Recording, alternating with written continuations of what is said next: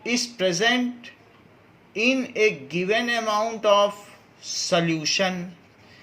कोई ये भी कह सकता है कि 110 ग्राम सिरप में 10 ग्राम शुगर है, और दूसरा कोई अगर अनुराग ये भी बोल सकते हैं कि 100 ग्राम वाटर में 10 ग्राम शुगर मिलाई गई है। तो दोनों की बात से ही हमें आइडिया लग जाएगा कि कितना मीठा है। कोई टोटल अमाउंट में भी शुगर बता सकता है, मैं सब्ट्रैक्ट करके अपने आप वाटर निकाल लूँगा, और कोई ये भी बोल सकता है कि 100 ग्राम वाटर में ये मिलाई गई है। So the given amount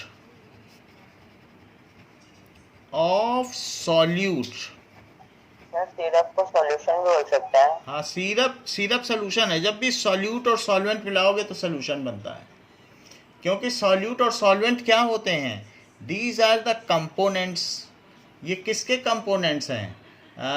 solute and solvent, homogeneous mixture के कंपोनेंट्स हैं। जब इन्हीं को मिलाओगे तभी तो सॉल्यूशन बनेगा। कोई चीज़ कम होगी, कोई चीज़ ज़्यादा होगी। जो कम हो उसे सॉल्यूट बोलना, और जो ज़्यादा हो उसको क्या बोलोगे? सॉल्वेंट। उसमें मिलाया गया, सॉल्वेंट में कोई चीज़ मिलाई जाती है, जो चीज़ मिलाई जाती है चम्मच से उसको सॉल्यूट कहते हैं। So given amount of solute present in known amount of solvent. Sir अगर शुगर की जगह हम सॉल्ट कर देते तो फिर सिरप की जगह क्या आता? Salty water. So yes, is called concentration of water. Called concentration of water.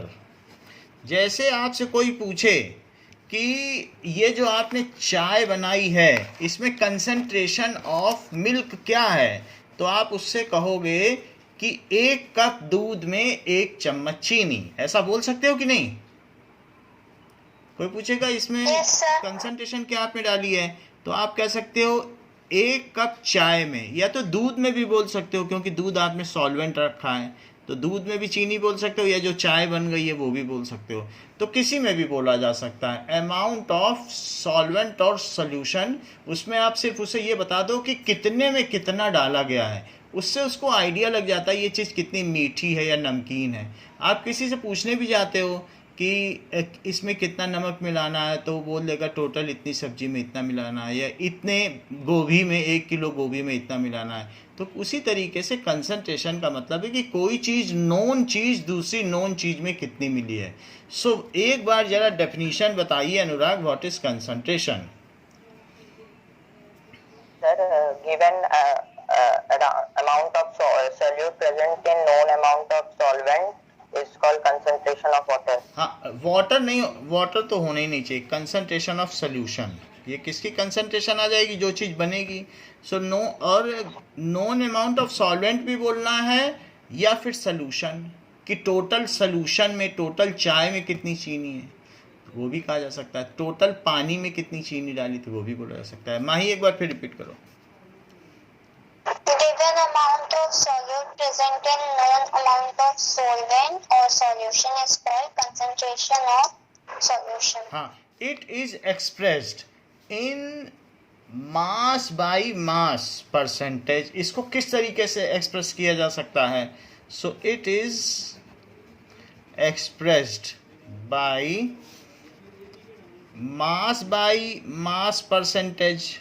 इसके 3 टाइप्स हैं, mass by mass percentage, mass by volume percentage. दूसरी चीज़ क्या है? Mass by volume. और तीसरा क्या है? Volume by volume. अच्छा, आपको मालूम है वॉल्यूम परसेंटेज, ये चीज़ है। So let us see what are the 3 types refers. इनका मतलब क्या है? मास बाई मास परसेंटेज क्या होती है? So first is mass by mass percent, that is mass of solute upon mass of solution into 100, ऐसा। तो उसको कहते हैं मास बाई मास परसेंटेज। अच्छा, इसको ब्रैकेट में लिखते हैं, इसकी यूनिट क्या होती है, weight by wait. W by W का क्या मतलब है, वेट बाई वेट। ये पता चल जाए कि कितने परसेंटेज है, यानी दोनों चीज़ें वेट ली गई हैं। जैसे मैं आपसे एक क्वेश्चन पूछूं, इफ़ ये कहा जाए कि 50 gram sugar is added to 50 gram sugar आपने ऐड की है 200 gram water, then find concentration of solution, concentration sir water कितना है 200 ग्राम। तो 25% चेक कर लेते हैं, इन्होंने कहा 25 है, let us see concentration of solution in mass by mass percentage.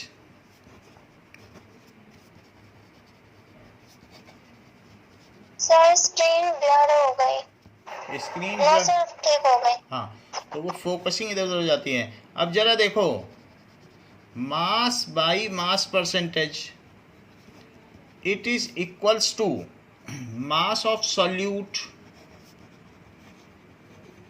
Upon mass of solution in 200। तो अनुराग ऊपर क्या लिखूं और नीचे क्या लिखूं?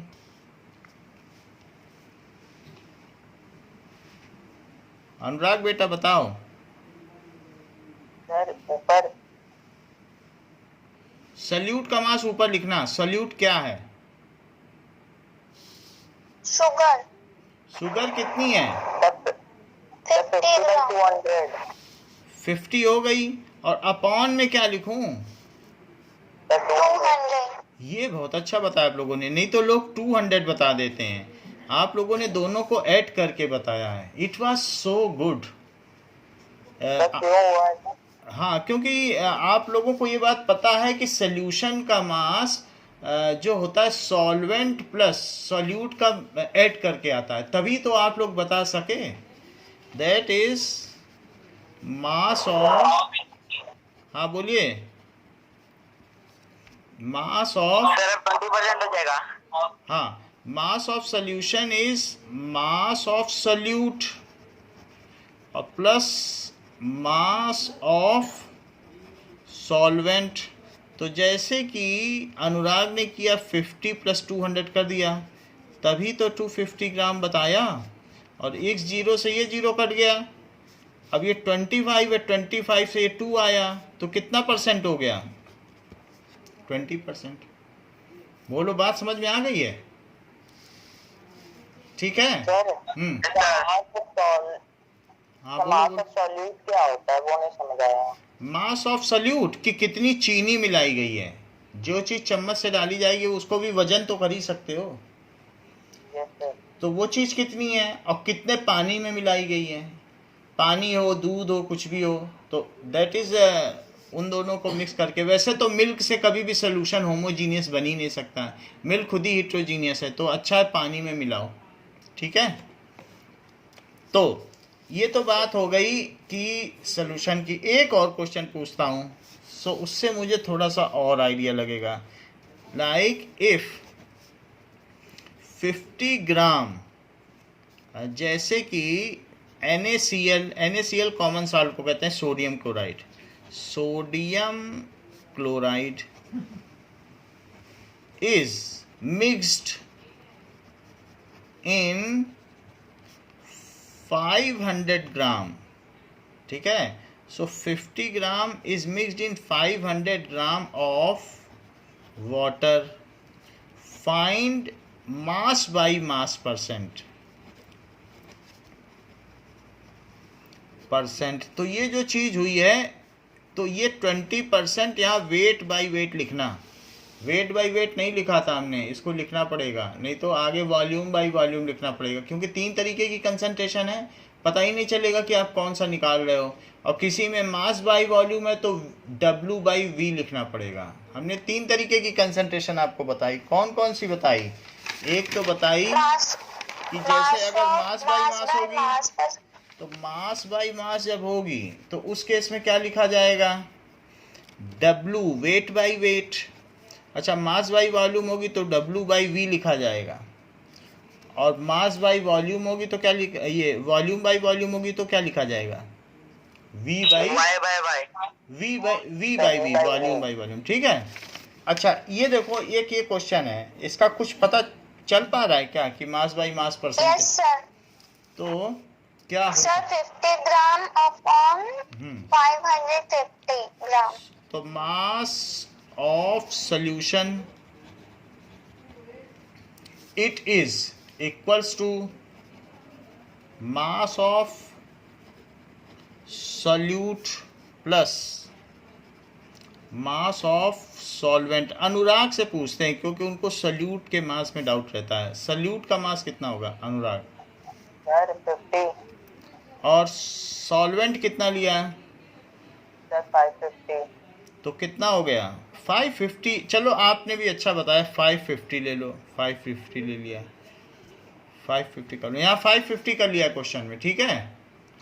शायद उन्होंने, अनुराग ने इसलिए ऐसा किया होगा कि जिससे क्वेश्चन सिंपल बन जाए। हमें मालूम नहीं है, क्योंकि वो इंटेलिजेंसी की वजह से उन्हें लगा होगा 550 कर दें सर तो अच्छा रहेगा, क्योंकि वो सॉल्वेंट है, पानी है। तो 550 ग्राम कर लो, अपने में अमेंड कर लो। तो कितना हो जाएगा ऐसे केस में? अब कितना हो जाएगा? 600 ग्राम। सो मास बाई मास परसेंटेज क्या है? मास बाई मास परसेंटेज का फार्मूला क्या होगा सार्थक?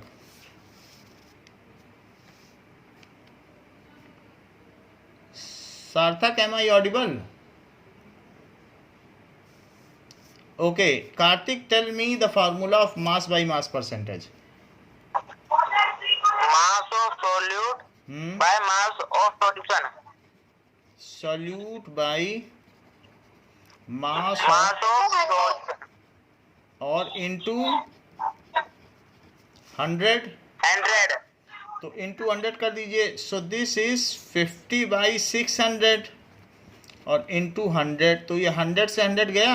अब 6 से 50 में डिवाइड कर दो तो 6 8 जा 48, फिर 20 बचेगा, 2 बचेगा कि नहीं बचेगा? सो 8.3, फिर 2 बच जाएगा। सो 8.33% वेट बाई वेट, ये चीज़ हो गई। अच्छा, अब हम लोग करते हैं question example number 2.1। Example number 2.1 दिया गया है। क्या चीज़ दी गई है कि a solution contain 40 gram of common salt. तो सॉल्यूशन में क्या चीज़ है? Sir, कौन सा एग्जाम्पल? 2.1। तो ओके सर. देखो कितना कॉमन सॉल्ट है, 40 ग्राम। वाटर कितना है?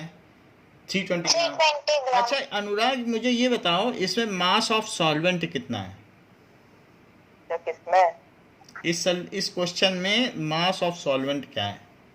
सर दिख नहीं रहा है मुझको, मैं बुक में निकालता हूँ। सर मैं बताऊं?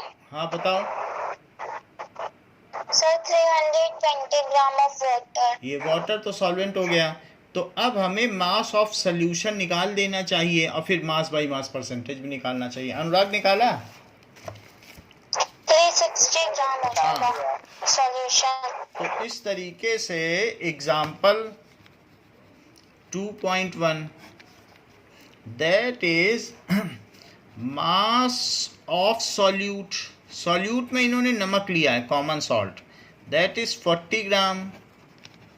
मास ऑफ सॉल्वेंट, सॉल्वेंट में क्या लिया है? वाटर, जो कि 320 ग्राम है।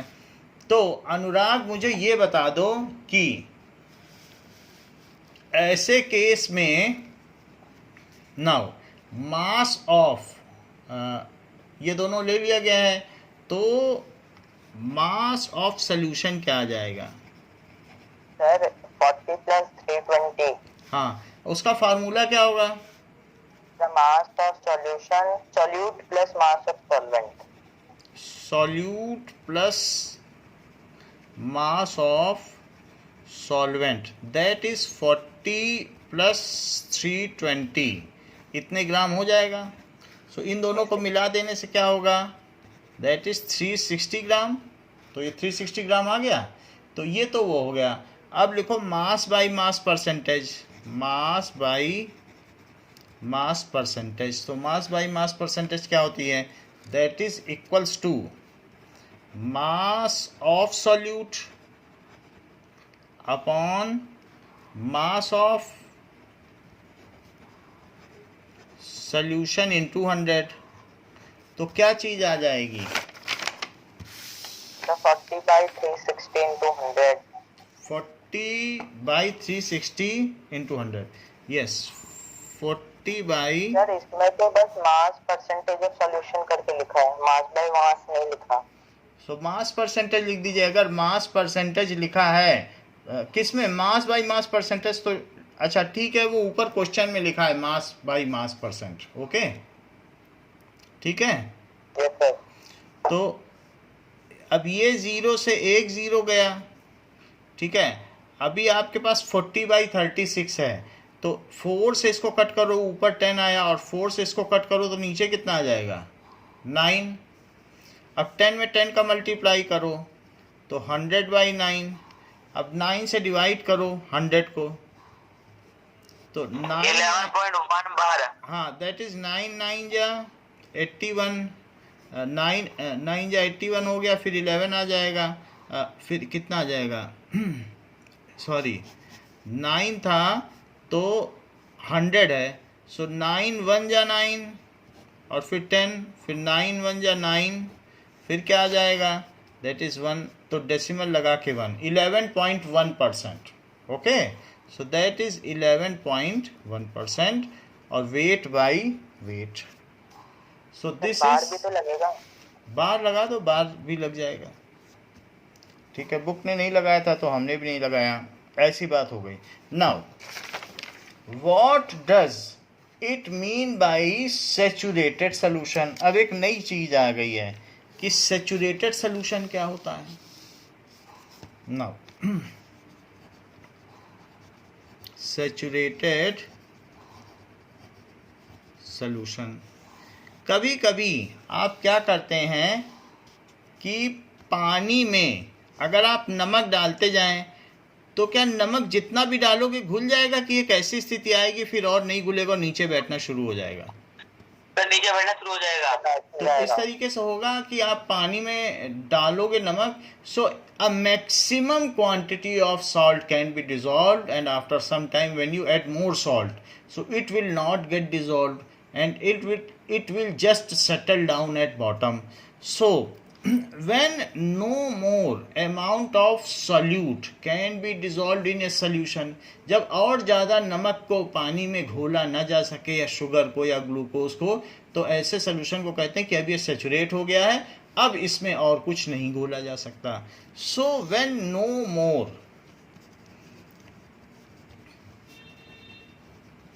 solute can be dissolved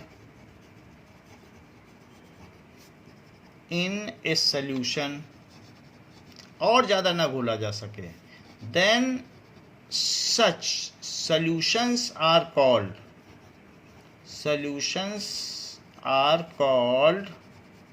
saturated solution.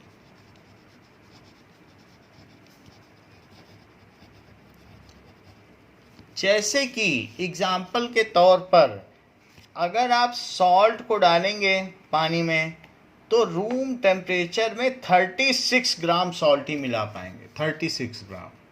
So 36 gram NaCl या नमक can be dissolved in 100 gram water. 100 ग्राम पानी लो, और अगर आप चाहे कितनी भी कोशिश कर लो 37 ग्राम नहीं डिजॉल्व कर पाओगे। अगर इसे फिर बहुत गर्म करोगे पानी को तब फिर 1 ग्राम और घुल जाएगा, क्योंकि at that case if temperature is increased तो आप ज़्यादा अमाउंट डिजॉल्व कर सकते हो। कभी आपने देखा है कि ये जो लोग चाशनी बनाते हैं वो पानी को गर्म क्यों करते हैं, बताओ? ऐसा कोई आइडिया?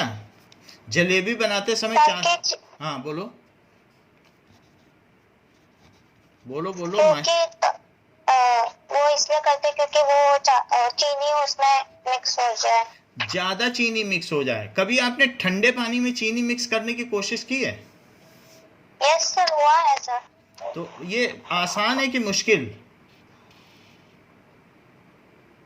सर टाइम लगा था। टाइम लगता है। और अगर आप बिल्कुल गर्म पानी में चाय में चीनी मिलाओ तो जल्दी घुल जाएगी, कि बिल्कुल ठंडे पानी में आइस कोल्ड वाटर में?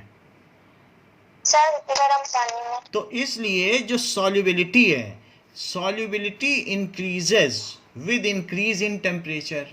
तो ये उसकी सॉल्युबिलिटी है, जितना मैक्सिमम डिसॉल्व किया जा सकता है 100 ग्राम वाटर में।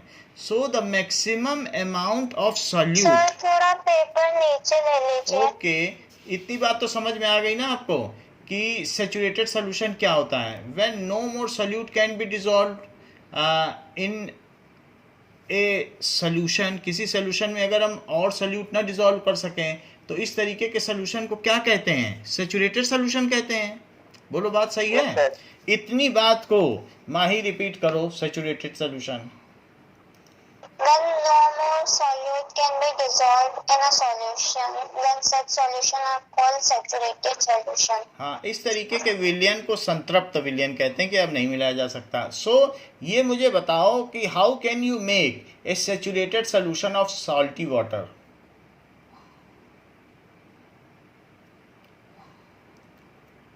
क्या सर? सॉल्ट वाटर, कितना सॉल्ट डालो पानी में कि सैचुरेटेड सॉल्यूशन बन जाए? 36 grams salt Salt? in 100 gram water. हाँ, एट रूम टेम्परेचर। ये सब किस में किया जाए?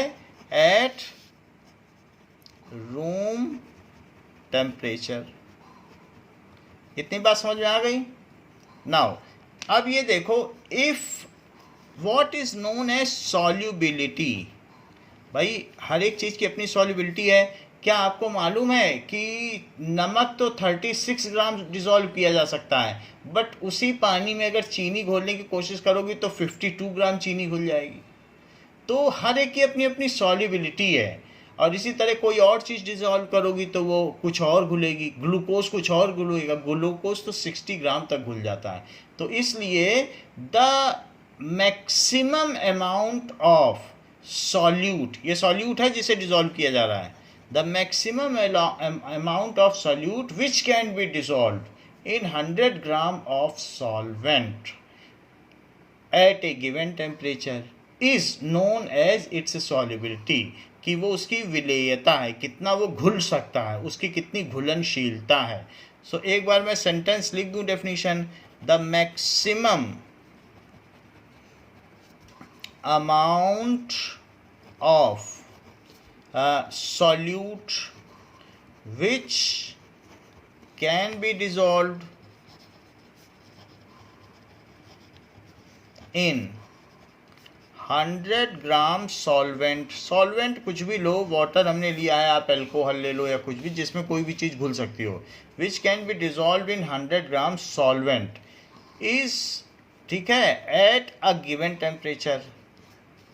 क्योंकि टेम्परेचर बढ़ा दोगे तो सॉल्युबिलिटी बढ़ जाएगी, टेम्परेचर बढ़ाओगे तो ज़्यादा चीनी घोल सकते हो। At a given temperature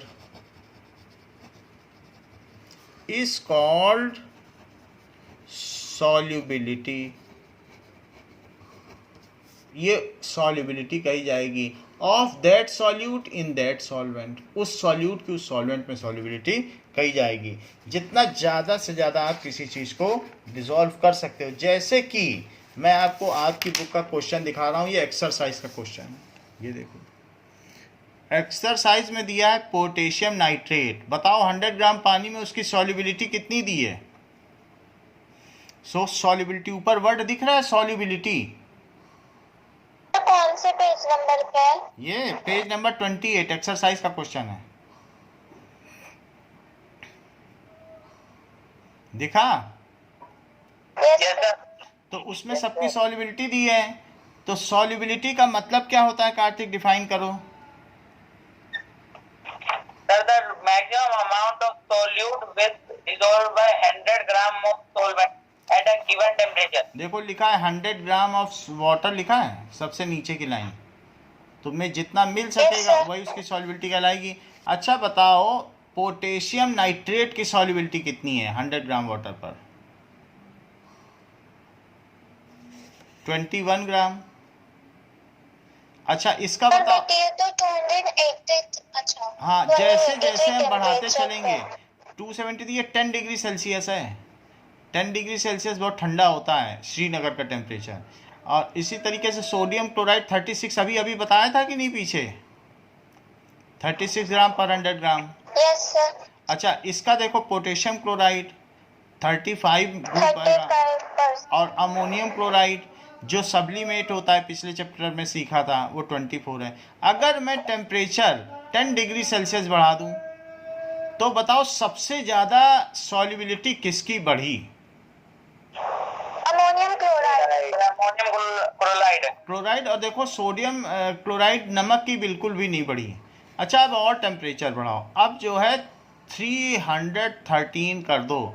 that is ये 273 का मतलब है ये 40 डिग्री सेल्सियस है। 40 डिग्री सेल्सियस में अमोनियम क्लोराइड की सॉल्युबिलिटी डबल हो गई, आप देख रहे हो। और किसकी डबल हुई है? डबल से भी ज़्यादा। पोटेशियम नाइट्रेट उसकी तो ट्रिपल हो गई है। अच्छा अब और टेम्परेचर बढ़ाओ, दैट इज 333 यानी 60 डिग्री कर दो। तो ऐसे केस में पोटेशियम नाइट्रेट की सॉल्युबिलिटी कितने गुना हो गई होगी? 106। दैट इज 5 टाइम्स हो गई है। अच्छा सोडियम क्लोराइड की भी क्या थोड़ी बढ़ गई? यस सर, सिर्फ 1 ग्राम एक्स्ट्रा बढ़ी है। और पोटेशियम क्लोराइड की 10 ग्राम थोड़ी बढ़ गई और इसकी बढ़ गई। तो अब इसमें पूछा गया है कि what mass of potassium nitrate would be needed to produce a saturated solution. अगर हम 50 ग्राम वाटर में सोल्यूशन बनाना चाहें तो हमें पोटेशियम नाइट्रेट कितना चाहिए होगा? 313 केल्विन पर। 313 केल्विन है। 12 ग्राम कितना? 12 ग्राम 12 क्यों चाहिए? 100 ग्राम में कितना मिलाना पड़ता है? 62 सर। देखो 100 ग्राम में कितना मिलाना पड़ता है? 62। तो वो कह रहा है हम 50 ग्राम पानी में मिला के बनाना चाहते हैं तो कितना चाहिए होगा? 31 बोलो। 31 31 चाहिए होगा कि नहीं? और क्योंकि 313 तो इस क्वेश्चन को हम कर लेते हैं। So this question is regarding solubility only. So it is question number 3। ठीक है। और ए पार्ट है इन 100 ग्राम वाटर पोटेशियम नाइट्रेट कितना नीडेड है बताओ? Nitrate needed it is equals to 62 gram. तो 100 ग्राम में इतने की जरूरत पड़ती है। तो बताओ 50 ग्राम में कितने की जरूरत पड़ेगी? आधा। 31 ग्राम हाँ, तो that is 62 by 100।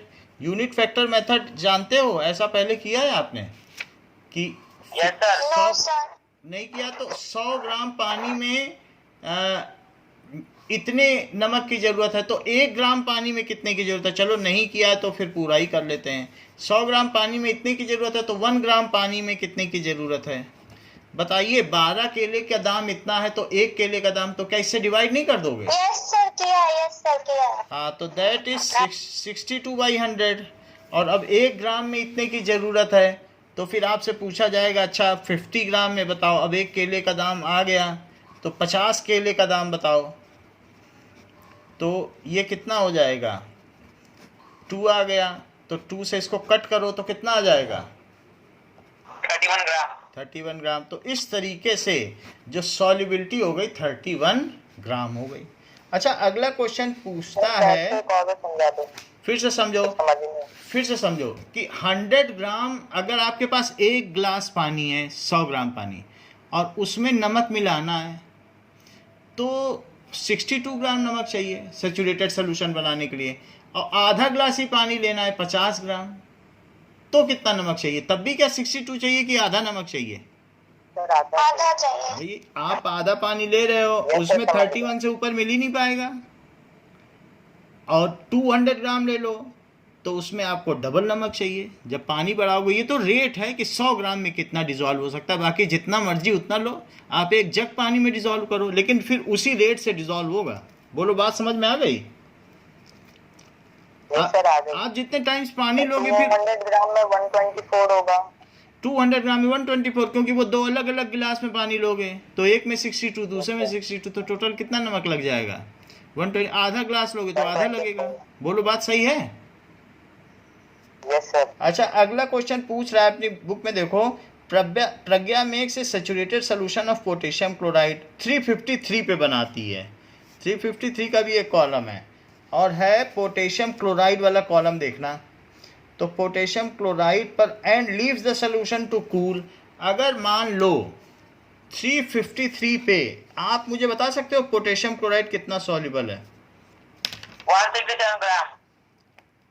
Potassium nitrate देख लो, No, sir, 54. Sir, 54. Potassium chloride देखो ना कार्तिक, कितना लिखा है? 54. अच्छा, 54। ये बताओ माही, अगर जैसे आपने चाशनी बना ली, बहुत गर्म करा और बहुत सारी चीनी डाल के, अब अगर उसे कूल करोगी तो क्या होगा? टेम्परेचर बढ़ाने पे तो सॉल्युबिलिटी बढ़ जाती है, क्योंकि टेम्परेचर बढ़ाओगी तो ज़्यादा चीनी डिसॉल्व होगी। लेकिन जब कूल करोगी तो किनारे किनारे चीनी के क्रिस्टल्स बन जाएंगे, जलेबी बन जाएगी, है ना, हल्के हल्के मिश्री बन जाती है। आपको मालूम है वो जो चाशनी वाला है उसके कढ़ाई में किनारे किनारे चीनी के क्रिस्टल्स लगे रहते हैं, जिसमें जलेबी बनाता है। तो वो भी वैसे ही टेस्ट करता है। तो यू कैन सी कि अगर आप कूल करोगे तो जितनी एक्स्ट्रा चीनी उसमें मिल गई थी वो अब उसका क्रिस्टलाइजेशन होगा, या तो वो नीचे बैठ जाएगी या तो उसी में दीवार में किनारे किनारे क्रिस्टल बन जाएगा। सो इस तरीके से अब उसने क्या किया प्रज्ञा ने कि सॉल्यूशन को कूल करना शुरू कर दिया। तो उससे क्या होगा बताओ? अगर क्रिस्टल बन जाएगी, क्योंकि जब ज़्यादा टेम्परेचर था तो उसका तो 54 था, और धीरे धीरे कूल करेगी तो सिर्फ इतना ही तो सॉल्युबल रहेगा, और बाकी कहाँ चला जाएगा पोटेशियम क्लोराइड? क्योंकि कूल करने पर तो कम रह जाएगी सॉल्युबिलिटी, तो वो धीरे धीरे कम होती जाएगी। 54 से कम होकर 46, फिर 40, ऐसे कूल करने लगे तो फिर बाकी सॉल्ट कहाँ जाएगा? वो या तो क्रिस्टल बन के नीचे नहीं बैठ जाएगा। Yes sir. तो इस तरीके से वो क्वेश्चन पूछ रहा है सेकंड में, if the solution is cooled, तो सॉल्यूशन को कूल करोगे तो सॉल्युबिलिटी घटेगी कि बढ़ेगी? घटेगी। हाँ, if solution is cooled then solubility decreases,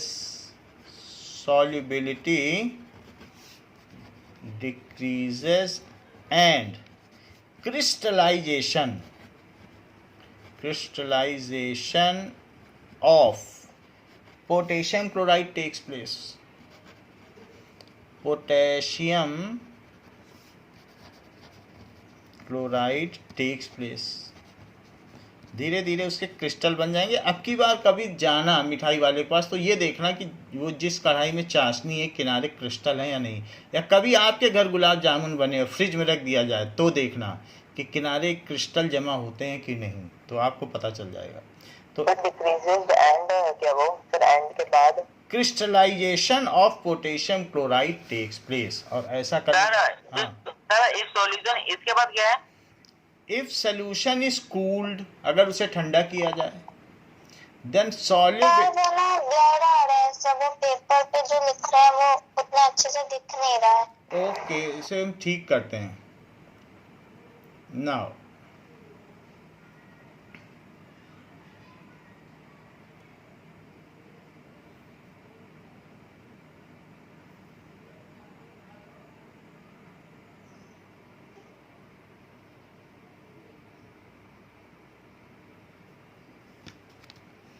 So if solution is cooled, then solubility decreases and crystallization of potassium chloride takes place. So crystallization हो जाएगा, उसके क्रिस्टल बन जाएंगे। अभी ठीक आ रहा है कि उतना अच्छा अभी भी नहीं है? तो फिर मैं फोन सर अभी तो अच्छे से आ रहा है। ठीक है। So then crystallization of potassium chloride takes place. Crystal बन जाएंगे। अच्छा, थर्ड क्वेश्चन पढ़ो। Find the solubility of each salt at 293 kelvin. 293 kelvin पर सभी की सॉल्युबिलिटी बढ़ाओ, बताओ जरा। 293 केल्विन पर सबकी सॉल्युबिलिटी बताइए। पोटेशियम नाइट्रेट की 32 ग्राम, सोडियम क्लोराइड की 36 ग्राम, पोटेशियम क्लोराइड की 35 ग्राम एंड अमोनियम क्लोराइड की 37 ग्राम। तो ऐसे लिखना, solubility of potassium nitrate, potassium nitrate, फिर सोडियम क्लोराइड, फिर पोटेशियम क्लोराइड, और चौथी चीज क्या है, अमोनियम क्लोराइड। ये इन सब की सॉल्युबिलिटी निकाल रहे हैं, सॉल्युबिलिटी ऑफ दिस, और एट कितने टेम्परेचर पर, एट 293 केल्विन पर। तो पहले वाली की कितनी है, 32। ऐसे लिखना नहीं है, 32 ग्राम पर 100 ग्राम ऐसे लिखा जाएगा। और फिर कैसे लिखा जाएगा, 36 ग्राम पर 100 ग्राम। और फिर तीसरे में क्या लिखा जाएगा, 35 ग्राम पर 100 ग्राम, क्योंकि सॉल्युबिलिटी यहाँ 100 ग्राम में ली गई है। कभी कभी ये 1 kg में भी ली जाती है, तो अभी 9th में या 10th तक तो ये 100 ग्राम में ही ली जाएगी। तो 37 ग्राम पर 100 ग्राम। जब हायर क्लासेस में जाएंगे तो सॉल्युबिलिटी कभी kg में ली जाएगी, कभी लीटर में ली जाएगी, तो अभी पर 100 ग्राम में। बात समझ में आ गई? अच्छा, अगर समझ में आ गई है तो माही ये बताओ, what is the effect of change of temperature on solubility of a salt. अगर टेम्परेचर बढ़ाओगी तो सॉल्युबिलिटी पे क्या इफेक्ट पड़ेगा? सॉल्ट डिसॉल्व हो जाएगा। नहीं, टेम्परेचर बढ़ाने पे जो सॉल्ट की सॉल्युबिलिटी है वो बढ़ेगी कि घटेगी?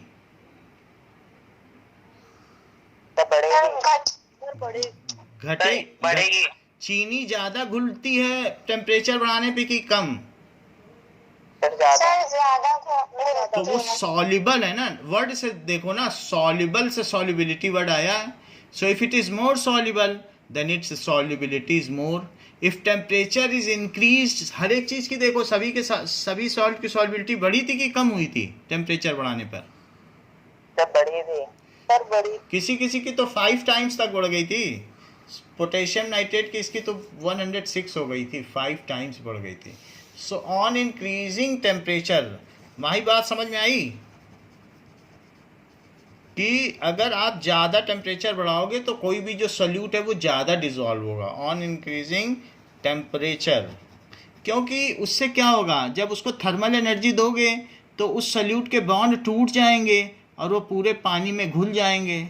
और अगर हीट ही नहीं दोगे तो क्या वो टूटेगा सॉल्ट? सर डिसॉल्व तो होगा सर। तो डिसॉल्व ज़्यादा हो जाएगा ना। तो जब ज़्यादा टेम्परेचर दोगे तभी डिसॉल्व ज़्यादा होगा, और अगर बिल्कुल आइस कोल्ड वाटर में घुलना चाहोगे तो नहीं घुलेगा। So on increasing temperature solubility, ठीक है, of a salt increases. So temperature बढ़ाने पे solubility of a salt increase होती है। तो हम लोगों ने ये देख लिया कि सॉल्युबिलिटी क्या होती है। Now we will see second question. Second question क्या कह रहा है, write the step. Second question अपनी कॉपी में निकालो एक्सरसाइज का। You would use for making tea, और उसमें कौन कौन से वर्ड यूज करने, चाय बनाने के स्टेप्स लिखो, और उसमें कुछ वर्ड्स भी बोल रहा है यूज करो। दैट इज, उसमें यूज करना है वर्ड सॉल्यूशन। सॉल्यूशन आप जानते हो क्या होता है? Sir solvent plus solute. हाँ, सॉल्वेंट प्लस सॉल्यूट, ये सब वर्ड उसमें आने चाहिए। ऐसी चाय बनाओ, डिसॉल्व,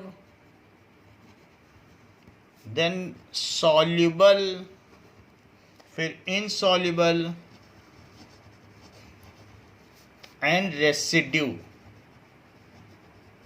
ये रेसिड्यू का मतलब? रेसिड्यू का मतलब है जैसे चाय की छन्नी या टी स्ट्रेनर है, तो टी स्ट्रेनर से जब कोई चीज़ छानते हो तो जो चीज़ नीचे बैठ जाती है that is called residue. Okay, now अब देखो कि फर्स्ट कैसे बनाएंगे procedure. Put a vessel on burner, burner पे रख दो। सर फ्लेम भी बोल सकते हैं। हाँ, या फ्लेम, बर्नर पर रख दीजिए।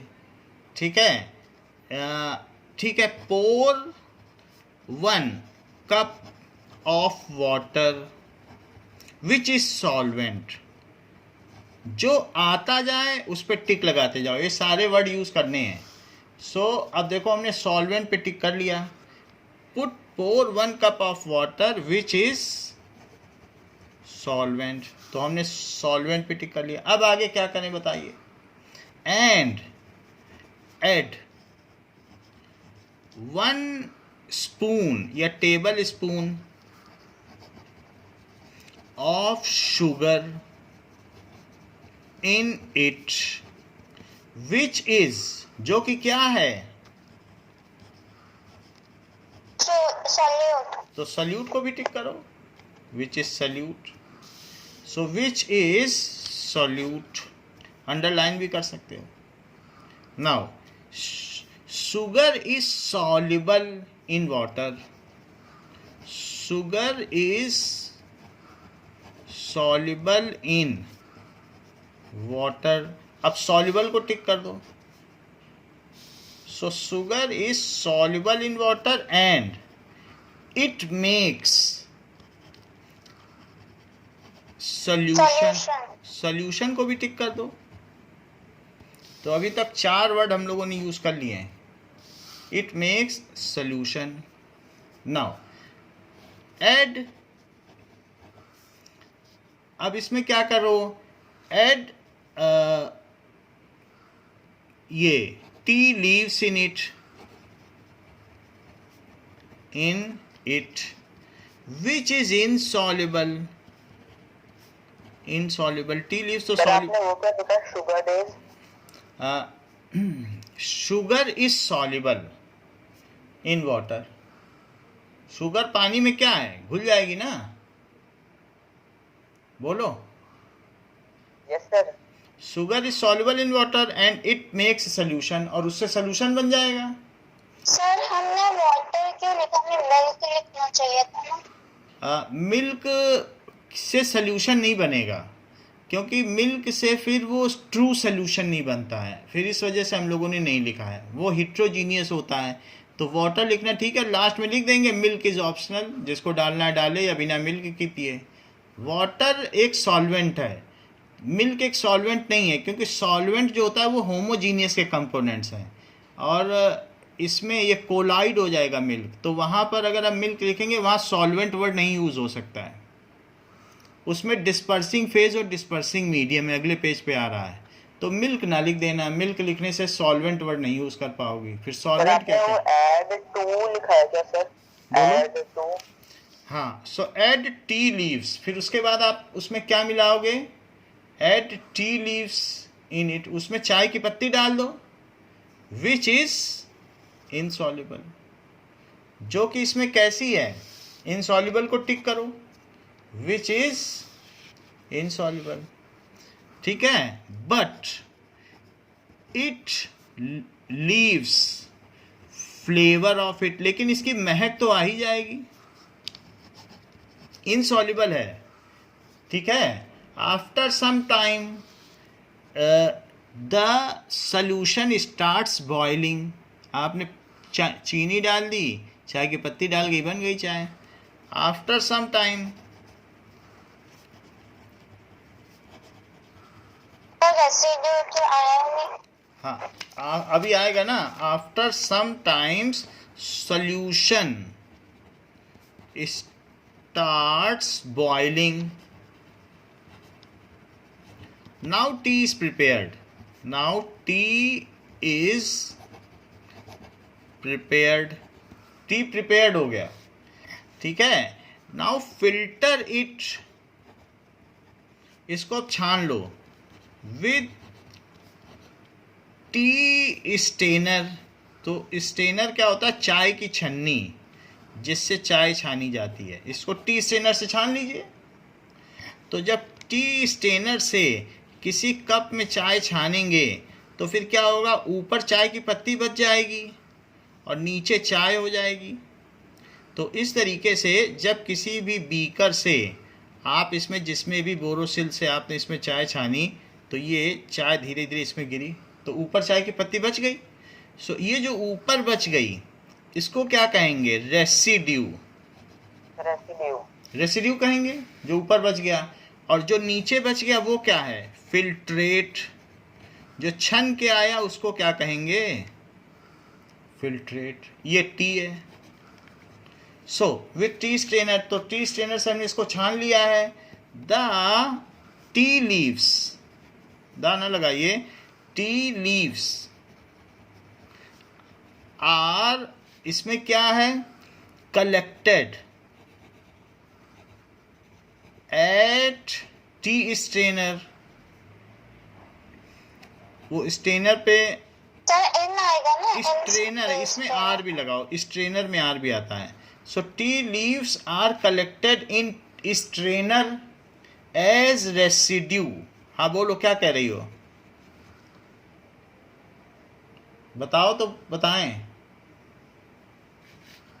सर मैं बोल रही हूँ tea leaves are filtered with strainer, tea leaves are collected in strainer आएगा ना, एट स्टेनर।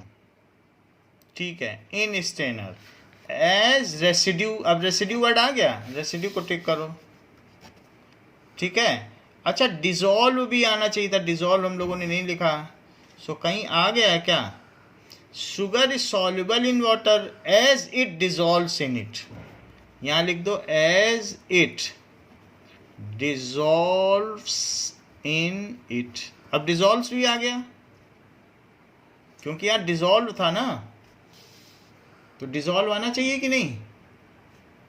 सो अब tea leaves are collected in strainer as residue and tea comes out, या टी इज फिल्टर्ड, फिल्टर हो जाएगी। Tea is filtered in cup as filtrate.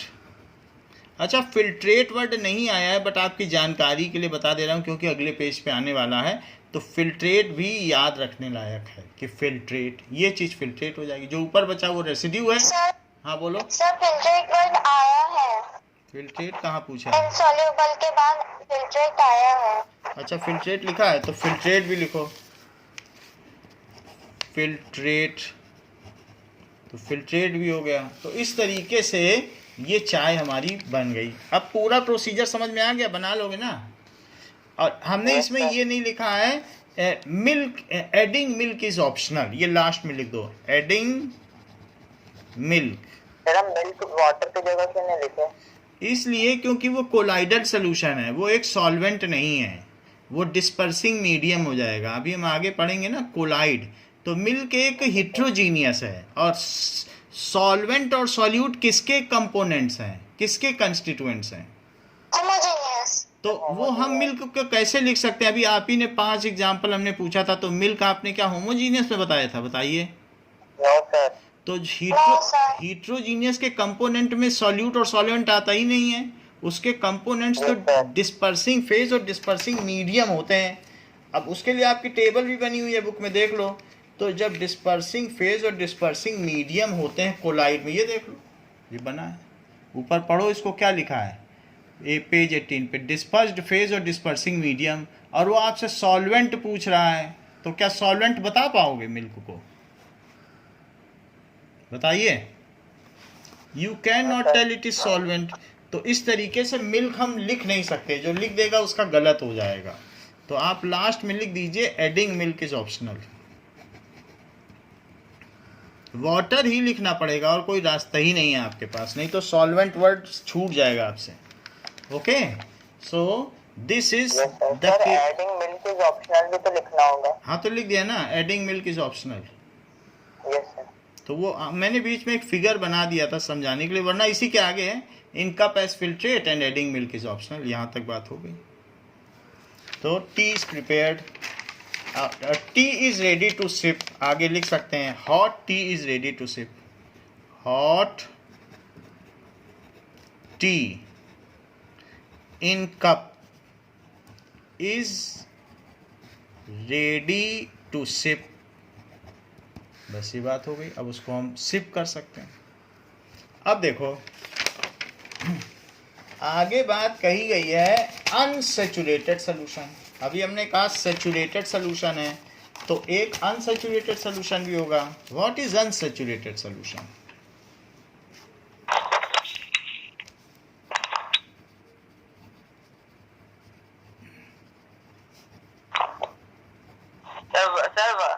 when more solute can be absorbed in solution then such solution are called saturated solution.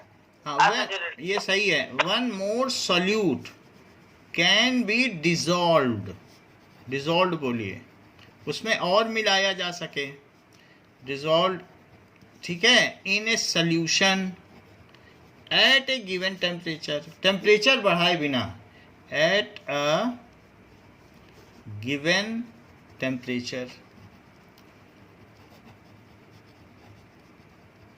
Then अगर किसी temperature पर ऐसा किया जा सके, it is called unsaturated solution. और मिलाया जा सके, मान लो आपने 10 ग्राम NaCl मिला दिया, 10 gram common salt mix. Dissolve in solution के बाद क्या था? यदि किसी भी सॉल्यूशन में और सोल्यूट घोला जा सके, if more amount of solute can B dissolved in a solution, अधिक और डाला जा सके और वो घुल भी जाए तो उसको, और गिवन टेम्परेचर पर, तो उसको अनसैचुरेटेड सोल्यूशन कहते हैं। जरा इसका मतलब समझो, अभी पता चल जाएगा। If 10 gram common salt is mixed in 100 gram water at room temperature, अगर मान लो आपने 10 ग्राम नमक मिलाया है, तो अभी और कितना नमक उसमें मिला सकते हो बताइए? 26 ग्राम। अगर और भी मिलाओगे तो और मिला सकते हो। So this solution is unsaturated solution, this solution is unsaturated. थोड़ा सा नमक डाल दिया आपने तो वो सैचुरेट थोड़ी ना हो जाएगा, उसमें तो तब तक डालते जाओ जब तक और घुलना बंद ना हो जाए, तभी सैचुरेट बनता है। इतना ज़्यादा मिला दो कि नीचे बैठ जाए, तब सैचुरेट बनता है। थोड़ा सा, एक आपने 1 पिंट, एक चुटकी नमक डाल दिया तो क्या सैचुरेटेड हो जाएगा? बोलो। No sir. तब तो नहीं होगा, इसलिए हमने थोड़ा सा नमक डाला है और ये अनसैचुरेटेड सोल्यूशन हमारा तैयार हो गया है। सो इस तरीके से अनसैचुरेटेड सोल्यूशन है। नाउ अब हम देखेंगे कि एक थर्ड इन टेक्स्ट क्वेश्चन पूछा गया है। तो इन टेक्स्ट क्वेश्चन में आइए, इन टेक्स्ट क्वेश्चंस, पेज नंबर 18 का फर्स्ट हमने आपको करा दिया है। 18 का फर्स्ट क्वेश्चन क्या है? हिट्रोजीनियस और होमोजीनियस मिक्सचर का डिफरेंस, वो तो हो गया है। हम थर्ड क्वेश्चन करेंगे। थर्ड क्वेश्चन में कह रहा है कि 36 ग्राम सोडियम क्लोराइड, अच्छा, सोडियम क्लोराइड में सोडियम और क्लोरीन होता है और इसका फार्मूला होता है NaCl।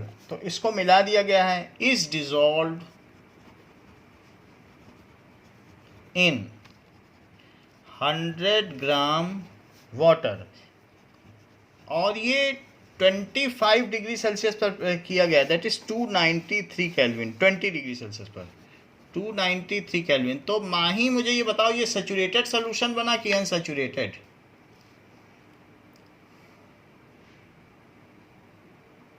बताइए माही, एम आई ऑडिबल? सर एक मिनट सर, हाँ बताओ।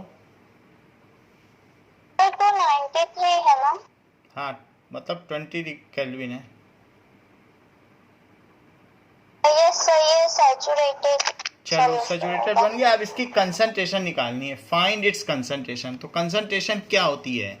क्या वो मास बाई मास परसेंट होती है? So mass by mass percent, that is mass of किसका मास?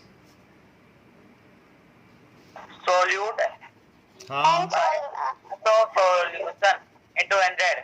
ये ठीक है, मास ऑफ सॉल्यूशन इनटू 100। तो सल्यूट का मास कितना है? सर 36। सर और सॉल्यूशन का कितना है? 136। 136। इसका कैलकुलेशन भी दिखाना पड़ेगा, उसके मार्क्स होते हैं। सो मास ऑफ सॉल्यूशन वो ऊपर लिखना पड़ेगा, हमने लिखा सर नहीं। पेज थोड़ा नीचे कर दीजिए। हाँ ये देखो, सो मास ऑफ सॉल्यूशन सबसे ऊपर इसमें लिखना पड़ेगा। मास ऑफ सॉल्यूशन क्या होता है? Mass of that is solute plus mass of solvent. तो ये 36 ग्राम हुआ, और ये कितना है? पानी कितना लिया गया है? 100 ग्राम। तो और इंटू 100 भी करो, ये हमने कर दिया। अब जरा देखो, इसको सॉल्व करो। सो ये दोनों किससे कटेंगे? क्या 4 से कट जाएंगे? 4 9 या 36, 4 3 या 12, और 4 4 या 16। अब ये दोनों 2 से कटेंगे, यहाँ 50 आ जाएगा और ये 17, और ये 450/17 आ गया। 17 से अब इसमें कट करो 450 में, तो 17 से डिवाइड करते हैं 450 में। तो 17 से करेंगे तो क्या चीज़ आ जाएगी? 17 2 जा 34, 110। तो 17 6 जा 102, और ये 110 है, 8 बचा, डेसिमल लगा के 0 बढ़ाओ तो 4 आ गया, 68। तो 26.4 आ गया। तो इसका आंसर यहाँ कितना आ जाएगा? That is 26.4% weight by wait. Weight by wait नहीं भी लिखोगे तो स्कूल में तो नहीं कटेगा, बट लेकिन ये लिखना चाहिए। जो आपकी दूसरी रेफरेंस बुक है उन सब में ये लिखा गया है। सो आई सजेस्ट यू, अगर बाहर का टीचर होगा तो कट कर सकता है, KV 1 और 2 के नहीं कट करते हैं, क्योंकि आपकी सब रेफरेंस बुक में वेट बाई वेट लिखा है। तो जो 9th की बुक में लिखा है तो फिर उसे हमें करना भी चाहिए। तो इस तरीके से ये इसका आंसर हो गया 26.4% वेट बाई वेट। ठीक है, तो ये जो चीज़ें हम लोगों ने देखी, कंसंट्रेशन देख ली, और ये अब इसके बाद हम देखते हैं कि मास बाई वॉल्यूम कंसंट्रेशन क्या होती है। Percentage, mass by volume percentage क्या होता है ये जरा देखो। So that is mass of solute upon volume of solution into 100। अगर ऐसे कोई कहे तो मास बाई वॉल्यूम है। इफ मान लो जैसे कोई कह दे कि 20 या 200 gram of common salt is mixed in 100 litre solution, या कुछ ऐसे कह दे 1000 ml ऑफ सोल्यूशन, तो ये चीज़ ग्राम में दे, ये चीज़ ग्राम में दे, और ये दे दे ml में, मिलीलीटर में। 1000 ml को 1 लीटर कहते हैं। 1 लीटर में कितने ml होते हैं बताओ? 1000 मिलीलीटर। अगर तो ये कह दे 200 ग्राम 1000 ml में डिजॉल्व है तो आप निकाल लेना। ऐसा सवाल आएगा नहीं, बट फार्मूला आएगा। तो मास ऊपर रखना और वॉल्यूम किधर रखना? नीचे। तो इस तरीके से मास बाई वॉल्यूम हो गया। और अगर कोई कह दे कि वॉल्यूम बाई वॉल्यूम, तब क्या करोगे?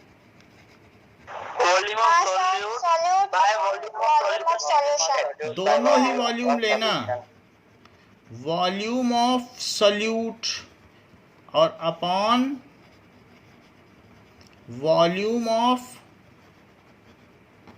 Solution into 100। जैसे कि क्वेश्चन में कोई दे दे कि 20 ml अल्कोहल मिलाया गया 100 ml वाटर में। 100 ml है तो 20 ml आपने लिया अल्कोहल और 100 ml वाटर में मिलाया, तो नीचे कितना बन जाएगा? 120 नहीं बन जाएगा? Yes sir. तो इस केस में फिर आंसर क्या आएगा बताओ? 20/120 into 100, तो ये 0 से ये 0 कट गया 50.6%। और 4 से काट दो, ये 4 3 या 12 और ये 5 आया 50/3, तो दैट इज 17 आ जाएगा 17 आएगा। ठीक है 17.3% हो जाएगा। सो समझ में आ गई? अगर ml में दिया है तो ml में करना, तब ये वॉल्यूम बाय वॉल्यूम है। हाँ बोलिए सर। यहाँ पे 17.3 नहीं आएगा, 16.3 आएगा। अच्छा 16.3 16.3 हाँ ये बात सही है।